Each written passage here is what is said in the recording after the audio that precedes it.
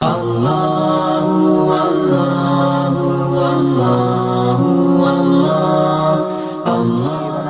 علیہ ونعوذ باللہ من شرور انفسنا ومن سیئات اعمالنا من يهده الله فلا مضل له ومن يضلله فلا هادي له ونشهد ان لا اله الا الله واشهد ان محمدا عبده ورسوله اما بعد فان خير الحديث كتاب الله وان خير الهدي هدي محمد صلى الله عليه وسلم وشر الامور محدثاتها وكل محدثة بدعة وكل بدعة ضلالة وكل ضلالة في النار.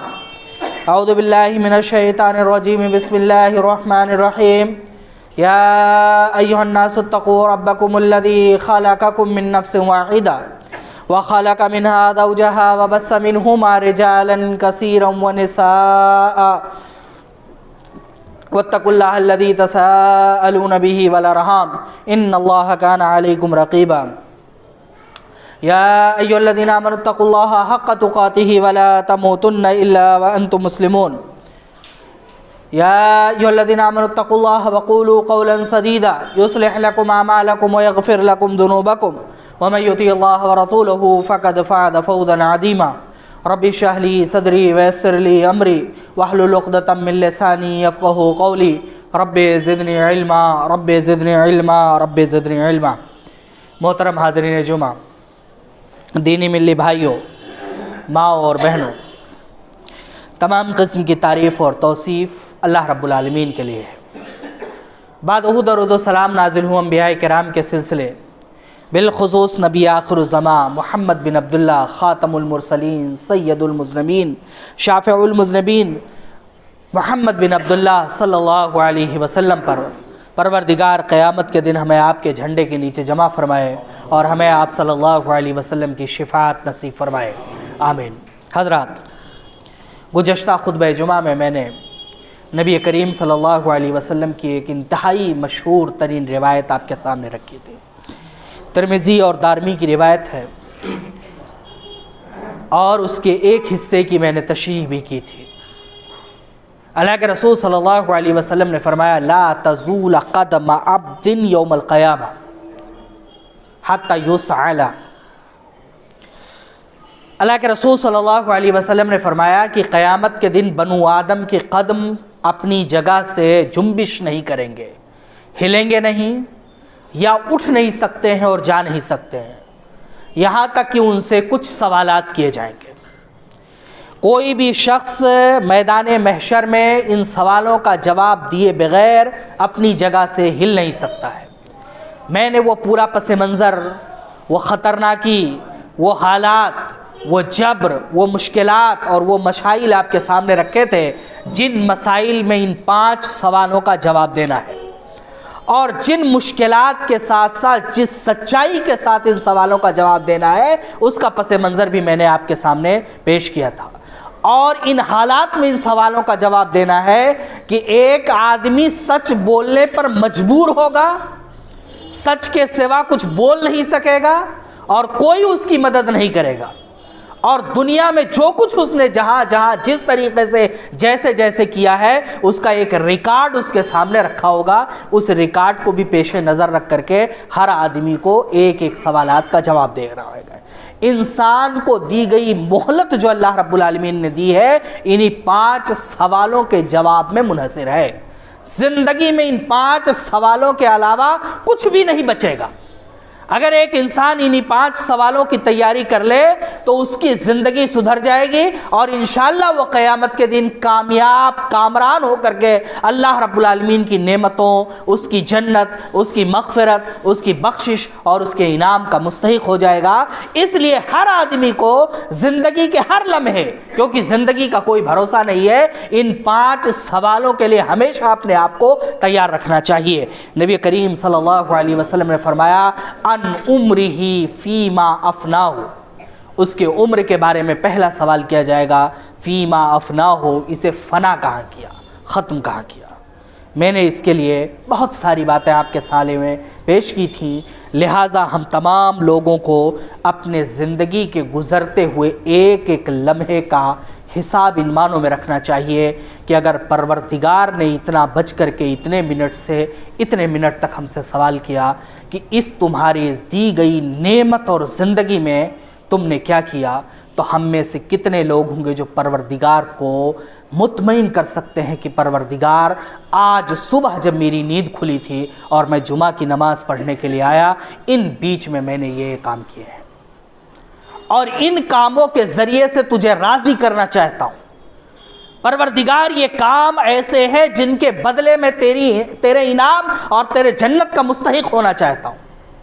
और कितने ऐसे अफराद हैं जो आज फजर से लेकर के जुमा की नमाज पढ़ने के तक आने के औकात का मुहासबा कीजिए इसी वक्त, और ये सोचिए कि कहीं क़यामत के दिन अल्लाह रब्बुल आलमीन के सामने इन 3 से 4 घंटों 5 घंटों का हिसाब देते हुए पसीने न छूट जाएं और शर्म से सर न झुक जाए।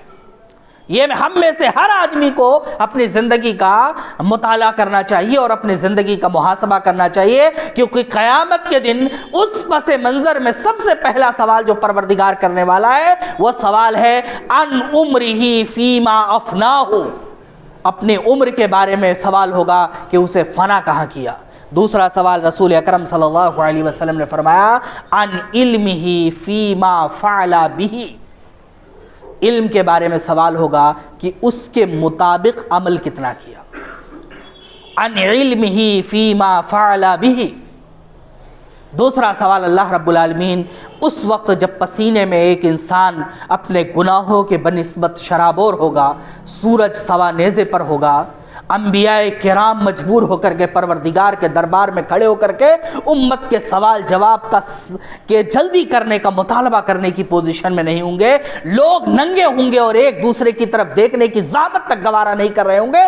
पैगम्बर इस्लाम मोहम्मद सल्लल्लाहु अलैहि वसल्लम अपनी चहेती बेटी फातिमा और अपनी इंतहाई महबूब फूफी हज़रत सफ़िया रज़ियल्लाहु ताला अन्हा के लिए गुजारिश करने की पोजीशन और हालत में नहीं होंगे। उस वक्त परवरदिगार की तरफ से दूसरा सवाल आएगा अन इल्मिही फीमा फ़अला बी। इल्म के बारे में सवाल होगा कि उसके मुताबिक अमल कितना किया, जितना सीखा उसके मुताबिक अमल कितना किया। और सीखने के मुताबिक अमल करने से पहले रसूल अकरम सल्लल्लाहु अलैहि वसल्लम की वो मशहूर तरीन रिवायत हमें अपने नज़रों के सामने रखनी चाहिए, तलबुल इल्म फरीज़तुन अला कुल्लि मुस्लिम। इल्म का हासिल करना हर मुसलमान पर वाजिब है, फ़र्ज़ है, ज़रूरी है। जितना इल्म किताब व सुन्नत को समझने, मसाइल, इबादात, अकाइद और मुआमलात और दीन को समझने के लिए ज़रूरी है, इतना इल्म हासिल करना हर मुसलमान के लिए ज़रूरी है। अब कोई मुसलमान अगर ये सोचता है कि ये जवाब देकर के हम बच जाएंगे कि परवरदिगार इसके बारे में हमें इल्म नहीं था, तो उससे डबल मुआखज़ा हो जाएगा। क्योंकि एक फ़र्ज़ तो ये छोड़ दिया कि उसने इल्म को हासिल नहीं किया, और दूसरा फ़र्ज़ ये छोड़ दिया कि जो हासिल करना था उस पर अमल नहीं किया। नबी करीम सल्लल्लाहु अलैहि वसल्लम की रिवायतों के इन दोनों टुकड़ों को अपने नज़रों के सामने रखना इंतहाई ज़रूरी है। तलबुल इल्म फरीज़तुन अला कुल्लि मुस्लिम। हर मुसलमान पर इल्म का हासिल करना वाजिब और ज़रूरी है। बिलखुसूस इतना इल्म हासिल करना वाजिब और ज़रूरी तो है जो इबादात को समझने, उनको जानने, उस पर अमल करने, अकाइद को समझने, उन्हें जानने और उसके अमल करने, और मुआमलात दीन को जानने, उस पर अमल करने और उसके समझने के लिए ज़रूरी है। लिहाजा नतीजा ये निकला कि हर मुसलमान को दीनी मुआमलात और अपनी ज़िंदगी गुजारने तक का इल्म हासिल करना वाजिब है। और क़यामत के दिन जब अल्लाह रब्बुल आलमीन पूछेगा तो हर मुसलमान से बराबर का सवाल होगा और हर मुसलमान को बराबर जवाब देना पड़ेगा। दीन के किसी भी ज़रूरी मामलात में वो ये नहीं कह सकता है कि परवरदिगार ये हमारे इल्म में नहीं था। अब इस सवाल को आसानी से समझने के लिए ऐसा कर सकते हैं कि जितने अकाइद हैं, जितने इबादात हैं, जितने मुआमलात हैं, इन सब का इल्म हासिल करना हमारे ऊपर वाजिब है। लिहाजा मुसलमान होने के नाते हमारे लिए ज़रूरी है कि हम इसे हासिल करें। अब क़यामत के दिन जिस इल्म के बारे में पूछा जाएगा यह सब कुछ उसमें शामिल होगा। अब एक इंसान का तसव्वुर कीजिए कि क़यामत के दिन परवरदिगार ने उससे पूछा अन इल्मिही फ़ीमा फ़अला बिही, علم کے بارے میں بتاؤ کہ تم نے اس پر عمل کیوں نہیں کیا، تو وہ اللہ رب العالمین کی وحدانیت سے شروع ہوگا۔ اور بندہ یہ نہیں کہہ سکتا ہے کہ پروردگار تیری وحدانیت کی باریکیوں کا علم مجھے نہیں تھا، کیونکہ بندے اور مسلمان کے اوپر تمام وہ علم جو ضروری ہیں اس کا حاصل کرنا کیا ہے؟ واجب ہے۔ اللہ رب العالمین جو سوال کرے گا وہ وحدانیت سے شروع ہوگا، اللہ رب العالمین کی توحید سے شروع ہوگا۔ اس میں یہ جواب بھی طلب کیا جائے گا ایک بندے سے کہ تم نے اللہ رب العالمین کو خالق، رازق، مالک، حاکم تنہا مانا تھا یا نہیں مانا تھا۔ اس میں یہ سوال بھی شامل ہوگا کہ اللہ رب العالمین سے خالص لو لگائی تھی یا کوئی اور انسان کو اس میں شامل کیا تھا۔ اس میں یہ بھی شامل ہوگا کہ اپنی بیماری میں، اپنی پریشانی میں، اپنے مشکلات میں، آل و اولاد کے لیے، خاندان کے لیے، روزی روٹی کے لیے، تجارت کے لیے اللہ رب العالمین کو خالق، مالک، رازق، تنہا حاکم مانا تھا یا کسی اور کو شریک کر لیا تھا۔ عبادت کرتے ہوئے اللہ رب العالمین کے لیے مخلص تھے کہ عبادتوں میں ریا، نمود اور دکھاوا بھی پیدا کیا تھا، کیونکہ باعثیت مسلمان یہ جاننا تمہاری ضرورت تھی کہ من صلی صلاۃ یرائی فقد اشرک، جس نے دکھاوے کے لیے نماز پڑھی اس نے شرک کیا۔ باعثیت مسلمان تمہیں جاننا ضروری تھا کہ جس نے زکوٰۃ دی، جس نے روزہ رکھا، جس نے حج کیا، دکھاوے کے لیے اس نے گناہ کیا اور شرک کا مرتکب ہوا، تو تمہاری تمام عبادتیں خالص اللہ کے لیے تھیں کہ نہیں تھیں؟ اللہ رب العالمین کو اس کی تمام صفتوں میں تم نے تنہا مانا تھا یا تنہا نہیں مانا تھا، یا اللہ رب العالمین کے ساتھ کسی کو شریک کر دیا تھا؟ خالص دعا اللہ رب العالمین کا حق تھا، دعا میں اللہ رب العالمین کے ساتھ کسی کو شریک نہیں کرنا تھا۔ پکارنے میں، التجا کرنے میں، استغاثہ کرنے میں، مانگنے میں، دعائیں کرنے میں، گڑ گڑانے میں، رونے میں، ندامت حاصل کرنے میں، یہ صرف پروردگار کا حق تھا، اور بحیثیت مسلمان تمہاری ذمہ داری تھی کہ تم اسے جانو۔ ایسی صورت میں یہ تمہارے علم میں تھا، اور علم میں ہونے کے باوجود تم نے اس پر عمل کیا تھا کہ نہیں کیا تھا؟ تمہارے جبین اللہ رب العالمین کی امانت تھے، وہ پروردگار کے درگاہ کو چھوڑ کر کے، دربار کو چھوڑ کر کے کتنے دروں پر جھکے تھے؟ عبادت کی نیت سے جھکے تھے، یا خوف کی نیت سے جھکے تھے، یا لالچ میں جھکے تھے، یا کسی اور وجہ سے جھکے تھے؟ یہ جبین اللہ رب العالمین نے بلند بنائی ہے، تمام مخلوقات کو سجدہ کرایا ہے، تمام مخلوقات میں اس اشرف المخلوقات بنایا ہے۔ اور قرآن کریم کی ابتدائی آیتوں میں پروردگار نے، ابتدائی پارے میں، ابتدائی صورتوں میں پروردگار نے یہیں سے شروعات کی ہے کہ ہم نے انسانوں کو مکمل کیا ہے، اعلیٰ بنایا ہے، افضل بنایا ہے، فرشتوں سے سجدہ کرایا ہے۔ یہ علم تمہارے اندر تھا، تم نے اس سر کی امانت کو کتنے ایسے دروں پر جھکایا جو تمہارے ایک زمانے میں مسجود تھے۔ تمہارے سامنے کھڑے ہو کر کے جتنے لوگوں نے سجدے کیے تھے، ان میں سے کتنے جگہوں پر جا کر کے اپنے سروں کو تم نے جھکا دیا؟ یہ ہمارے علم میں ہونا چاہیے۔ پروردگار یہ بھی پوچھے گا کہ تمہارے اوپر نمازیں فرض تھیں اور یہ تمہیں علم تھا، اور نہیں علم تھا تو ہونا چاہیے تھا۔ ان نمازوں میں کتنی نمازوں کی پابندی کی، کتنی نمازوں کے لیے پابندی کے ساتھ کھڑے ہوئے؟ پروردگار یہ بھی پوچھے گا، اسی سوال میں یہ بھی شامل ہوگا کہ تمہارے اوپر رمضان المبارک کے پورے روزے فرض تھے، کتب علیکم الصیام کما کتب علی الذین من قبلکم لعلکم تتقون۔ تم نے کتنے روزے رکھے تھے اور کتنے چھوڑ دیے تھے؟ اور کتنے ایسے روزے رکھے تھے جن روزوں کا ہمیں ضرورت ہی نہیں تھی؟ یہ سوال بھی شامل ہوگا۔ کتنے ایسے روزے تم نے رکھ ڈالے کہ بھوکے رہے، پیاسے رہے، اور ہمارے یہاں اس کا کوئی نام نشان نہیں ہے؟ پروردگار یہ بھی پوچھے گا کہ مال تھا، تمہیں معلوم تھا اس کا زکوٰۃ دینا ہے، کتنا زکوٰۃ دیا؟ پروردگار یہ بھی پوچھے گا کہ ہم نے تمہیں مال دیا، وسعت دی، زندگی دی اور صحت دی، حج کرنے جا سکتے تھے، تمہارے اوپر حج واجب ہو چکا تھا، تم جانتے تھے، اور اگر نہیں جانتے تو کیوں نہیں جانتے تھے کہ جب تمہارے اوپر جاننا ضروری تھا؟ پھر یہ بتاؤ کہ تم نے حج کیوں نہیں کیا؟ پروردگار اسی میں یہ بھی پوچھے گا کہ تمہارے اوپر اور جو واجبات تھیں، میرے دین کی واجبات تھیں، اپنی زندگی کے واجبات تھے، معاملات کے واجبات تھے، رشتہ داروں کے واجبات تھے، خاندان کے واجبات تھے، معاشرے کے واجبات تھے، ان سب میں سے کتنے پر عمل کیا اور کس کس کو اپنی زندگی میں نافذ کیا؟ وہ تمام چیزیں جو واجبات کے درجے میں آتی ہیں، اس کا جاننا ہر مسلمان کے لیے ضروری ہے، اور جس کا جاننا ضروری ہے اور جو کچھ ہم جانتے ہیں، قیامت کے دن اللہ رب العالمین کو ہمیں مطمئن کرنا پڑے گا کہ پروردگار ہم نے یہ جانا تھا اور اس کے مطابق میرا یہ عمل ہے۔ اور اگر علم و عمل میں تضاد ہو جائے گا تو آپ اندازہ لگائیے اللہ رب العالمین کی غضب کا، اللہ رب العالمین کے غصے کا، اللہ رب العالمین کے اس وقت کے جلال کا، اللہ رب العالمین کے اس وقت کی جبروریت کا، اس وقت کی پکڑ کا، کہ آدم علیہ السلام جسے اپنے ہاتھوں سے اس نے بنایا، اس میں روح پھونکی، اپنے سامنے فرشتوں کو سجدہ کرایا، ابلیس کو رہتی دنیا تک راندِ درگاہ قرار دے دیا، وہ آدم اتنی جرات نہیں رکھے گا کہ پروردگار کے سامنے کھڑے ہو کر کے کہے کہ پروردگار میری آل و اولاد، میری ذریت پریشان ہے، پروردگار ان کا حساب کتاب جلدی لے لے۔ آپ اس کی جبروریت، اس کی پکڑ، اس کے غضب اور اس کے غصے کا اس وقت کا اندازہ لگائیے۔ اگر ہم نے اللہ رب العالمین کو مطمئن نہیں کیا کہ پروردگار یہ علم ضروری تھے اور ہم نے حاصل کیا تھا اور ان علم کے مطابق یہ عمل کیا تھا، اور یہ عمل ایسا ہے کہ اللہ رب العالمین تیری ذات سے امید رکھتا ہوں کہ انشاءاللہ تو ہمیں اس کے مطابق بخش دے گا، پھر اللہ رب العالمین کے غضب، اس کے غصے، اس کی جبروریت اور اس کی پکڑ کا کیا عالم ہوگا۔ وہ موسیٰ جو طور کے میدان میں اللہ رب العالمین سے اڑ گیا کہ پروردگار میں تجھے دیکھنا چاہتا ہوں، قیامت کے دن وہی موسیٰ پروردگار کے جلال کے آگے، بنو اسرائیل جو اس کے اپنے خون اور خاندان کے لوگ ہیں، ان کی یہ التجا لے کر کے جانے کی پوزیشن میں نہیں ہوگا کہ پروردگار حساب کتاب جلدی لے۔ ان حالات میں، ان مشکلات میں یہ مطمئن کرنا ہے پروردگار کو کہ پروردگار یہ علم حاصل کیا تھا اور اس کے مطابق عمل کیا۔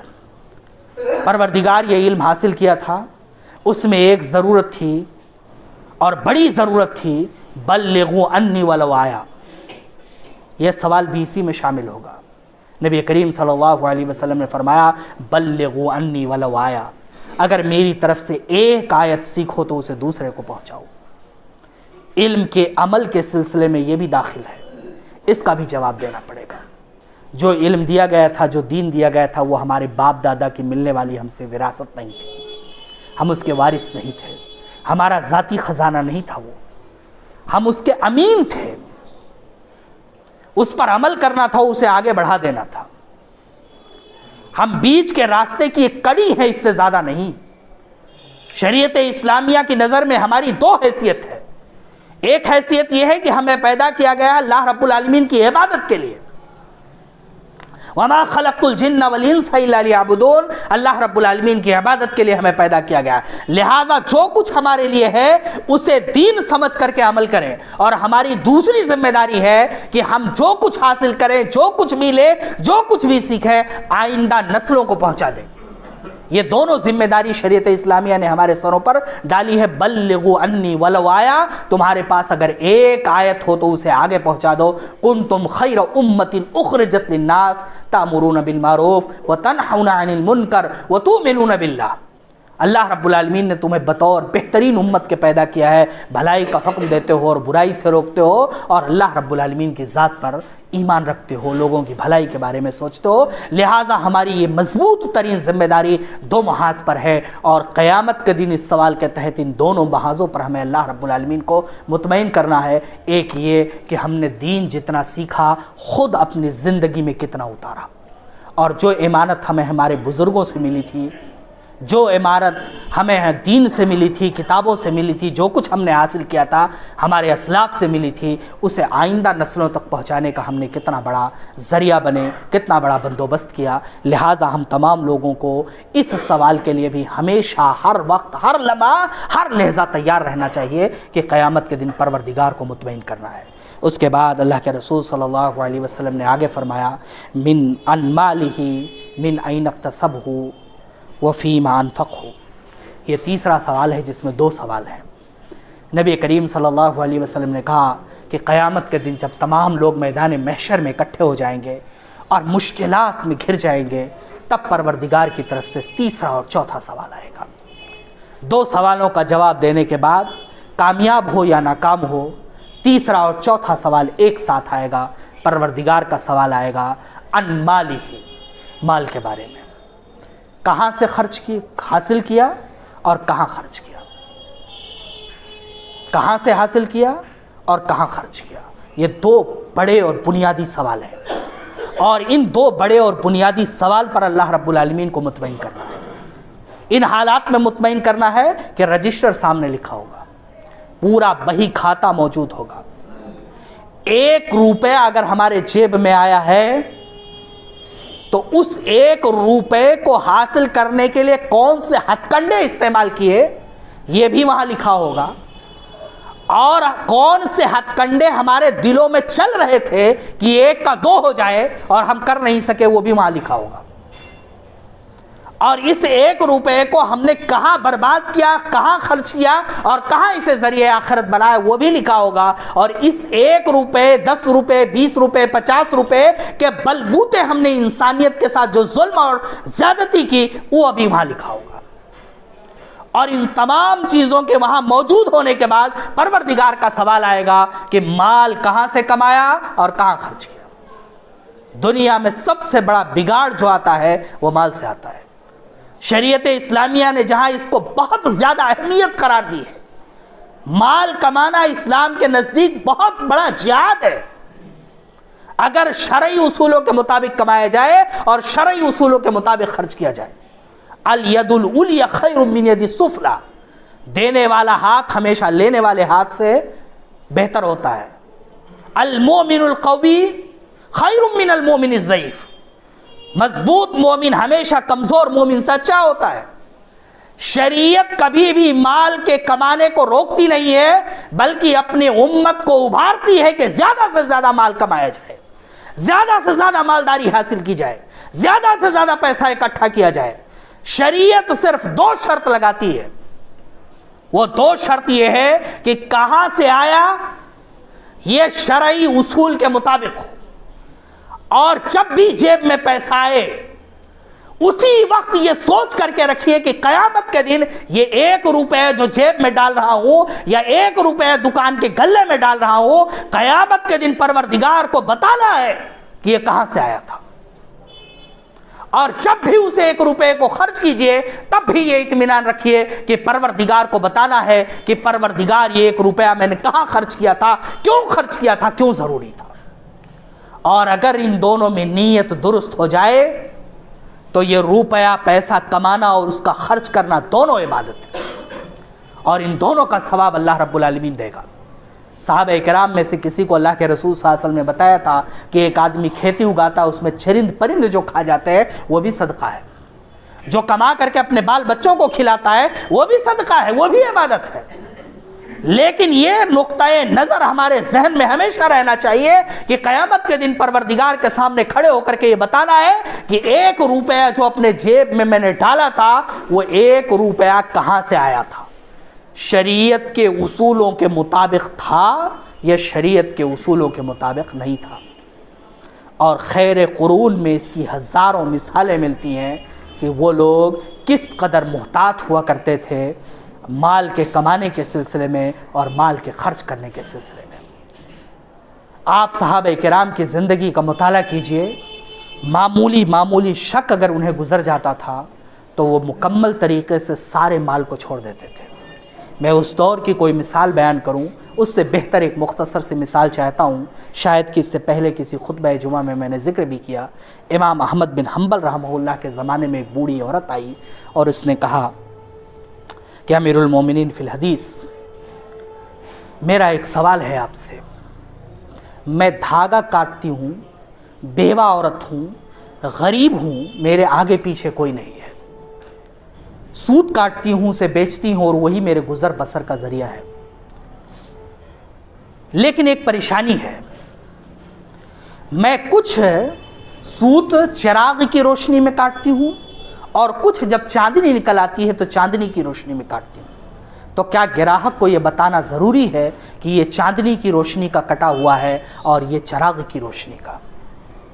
امیر المومنین فی الحدیث، اپنے زمانے کا سب سے بڑا محدث، اپنے عہد کا شریعت کے لیے سب سے بڑی قربانی دینے والا، شریعت کے لیے پہاڑ جیسی عظمت رکھنے والا، ایسے کوڑے جو ہاتھیوں کو مارے جاتے، چنگھاڑ کے بھاگ جاتے، اللہ رب العالمین کے دین کو بچانے کے لیے ان کوڑوں کے سامنے چٹان بھر کر کے کھڑے ہو جانے والا امام احمد بن حنبل ایک لحظے کے لیے خاموش ہو گیا اور سوچنے لگا۔ پھر اس بوڑھی عورت سے پوچھا کہ اماں کیا ان دونوں میں فرق ہوتا ہے؟ کہا ہاں، لیکن یہ میں جان سکتی ہوں یا اس فن کا کوئی بہت ماہر جان سکتا ہے، گراہک کو پتہ نہیں چلے گا۔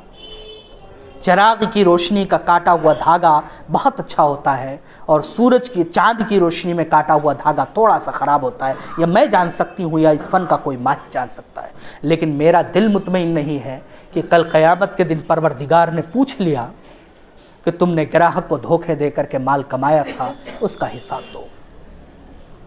من این اکتسبہ، کہاں سے حاصل کیا تھا؟ امیر المومنین فی الحدیث، شیخ، استاذ، آپ دنیا میں مجھے بتا دیجئے، میں یہی تدارک کرنا چاہتی ہوں۔ انہوں نے کہا کہ میری ماں، پھر ایسی صورت میں گراہک کو مطمئن کرنا ضروری ہے کہ یہ سورج کی روشنی کا کاٹا ہوا ہے، چاند کی روشنی کا کاٹا ہوا ہے اور یہ چراغ کی روشنی کا۔ صحابہ کرام کی زندگی کے بہت بعد کا یہ واقعہ ہے۔ اس واقعے کو ذہن میں رکھ کر کے یہ اندازہ لگائیے کہ صحابہ کرام جن کی تربیت رسول مآب صلی اللہ علیہ وسلم نے کی تھی اور جن کے بارے میں قرآن کریم نے کہا رضی اللہ عنہم ورضوا عنہ، اللہ ان سے راضی ہوا اور وہ اللہ رب العالمین سے راضی ہو گئے، ان کے تقوی کا کیا عالم رہا ہوگا۔ حضرت غالباً عمر بن خطاب رضی اللہ تعالیٰ عنہ کو ایک غلام نے لا کر کے کچھ دیا اور کھا لیا، بعد میں اس نے بتایا کہ امیر المومنین زمانے جاہلیت میں نے کوہانت کی تھی اور یہ اسی کا پیسہ تھا، آپ کو دیا۔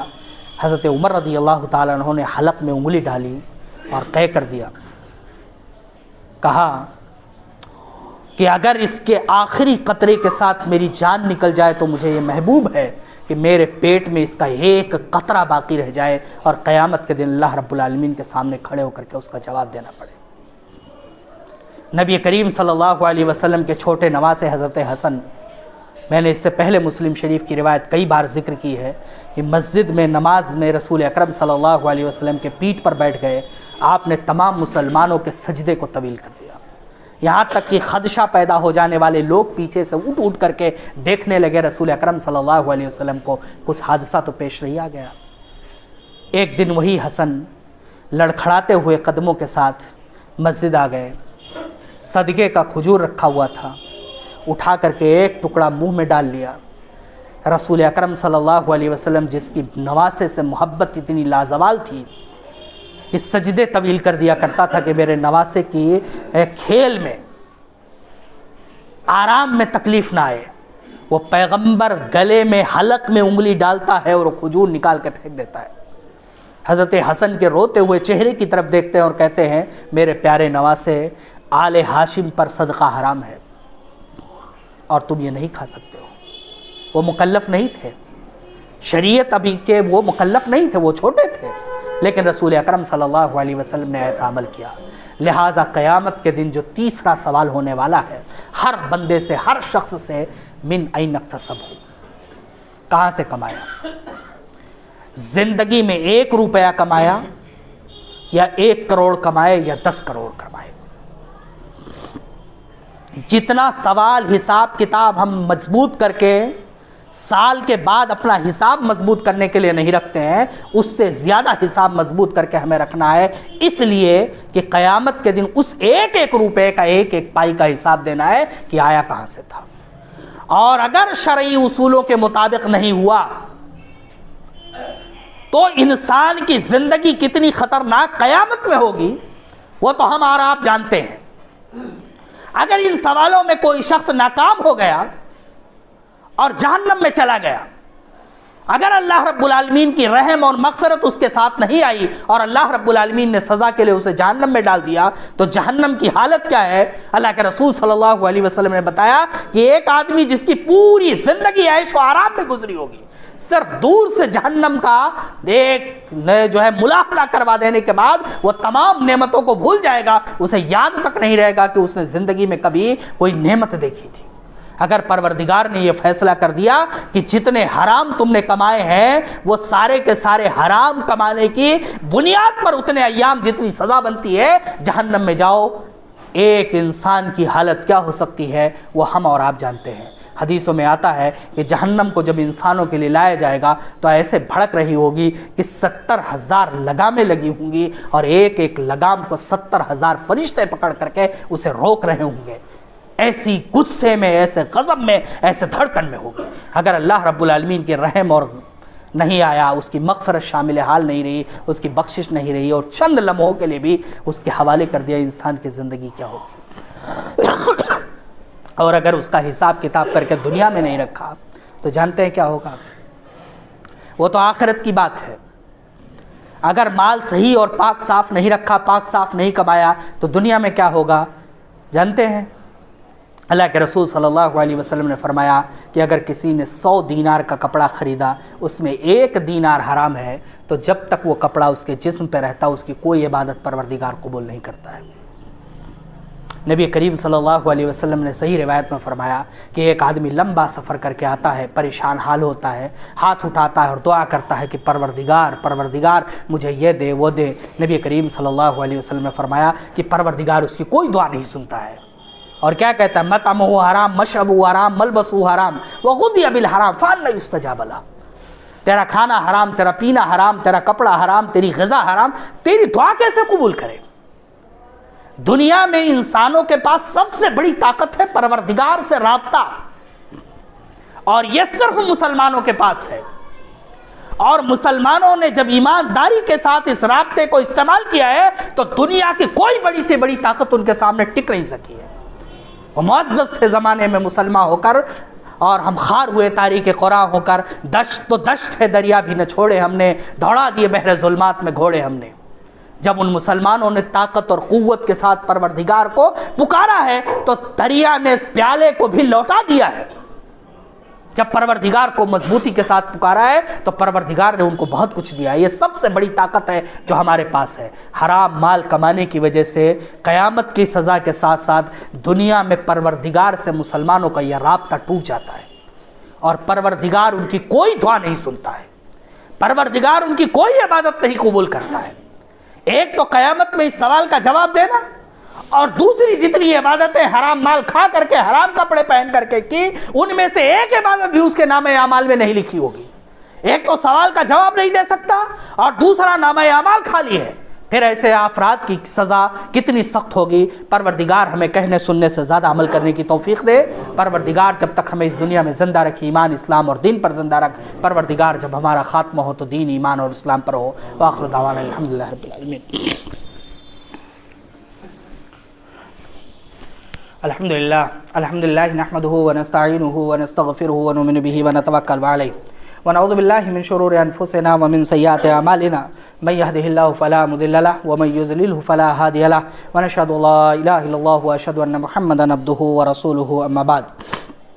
حضرات، پہلا سوال عمر کے بارے میں، اسے ضائع کہاں کیا؟ دوسرا سوال علم کے بارے میں، اسے سیکھا کتنا اور اس پر عمل کیا کتنا کیا؟ تیسرا سوال مال کو کمایا کہاں سے؟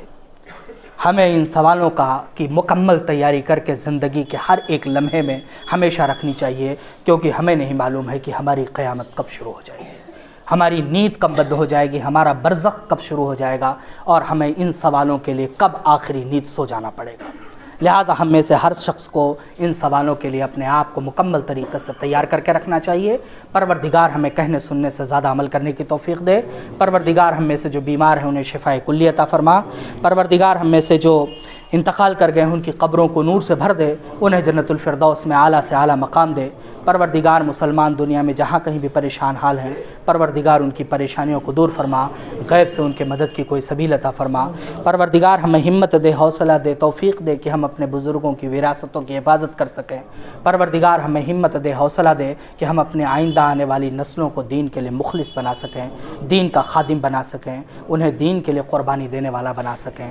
پروردگار ہمارے ملک میں امن و امان پیدا کر، ملک میں پروردگار امن و امان پیدا کر۔ پروردگار ہمیں ہمت دے، حوصلہ دے، توفیق دے کہ اپنے تحفظ اور تشخص کے لیے آگے آئیں، پروردگار ہماری صفوں میں اتحاد دے، اتفاق دے، ہمیں دین کے لیے مخلص بنا۔ پروردگار جب تک ہمیں اس دنیا میں زندہ رکھ، دین پر، ایمان پر، اسلام پر زندہ رکھ۔ پروردگار جب ہمارا خاتمہ ہو تو دین پر، ایمان پر، اسلام پر ہو۔ وآخر دعوانا الحمدللہ رب العالمین۔ اللہم صلی علی محمد وعلی آل محمد کما صلیت علی ابراہیم وعلی آل ابراہیم انک حمید مجید۔ اللہم بارک علی محمد وعلی آل محمد کما بارکت علی ابراہیم وعلی آل ابراہیم انک حمید مجید۔ ان اللہ یامرکم بالعدل والإحسان وإيتاء ذی القربى وینہی عن الفحشاء والمنکر والبغی یعظکم لعلکم تذکرون۔ اذکروا اللہ یذکرکم واستجب لکم ولذکر اللہ تعالی وأولی وأجل وأتم وأکبر۔